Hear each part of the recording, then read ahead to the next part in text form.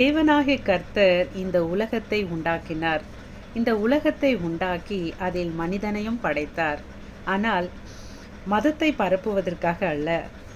மனிதன் தன்னைப் போலவே, அதாவது தேவனைப் போலவே மாற வேண்டும். வெறும் சாயலில் மாத்திரமல்ல, அவன் மனதும் கூட தேவனுடைய பார்வையோடு கூட, தேவனுடைய வல்லமையோடு கூட, தேவனுடைய அதிகாரத்தையோடு கூட அவன் மாற வேண்டும் என்று நினைத்தார். ஆனால் மனிதன் அதை சரியாக புரிந்து கொள்ளவில்லை. அதை மத மாற்றம் என்று அவன் புரிந்து கொண்டான்.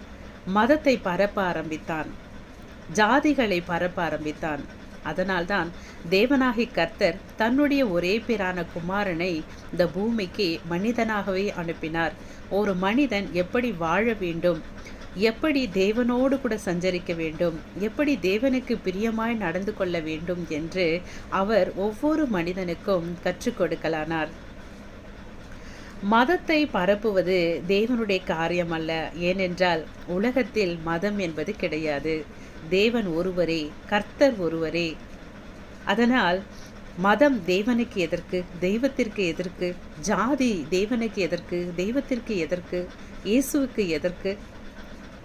அதனால் அனைவரும் புரிந்து கொண்டு நாம் மத மாற்றமாக அல்ல, மன மாற்றத்தோடு, தேவனை அறிகிற அறிவோடு, இயேசு எப்படி இந்த உலகத்தில் வாழ்ந்தாரோ அப்படியே நாமும் கூட வாழ்ந்து தேவனாகிய கர்த்தர் பரலோகத்தில் நமக்கு வைத்திருக்கிற ஆசீர்வாதத்தை பெற்றுக்கொள்வோம். ஸ்தோத்திரம்.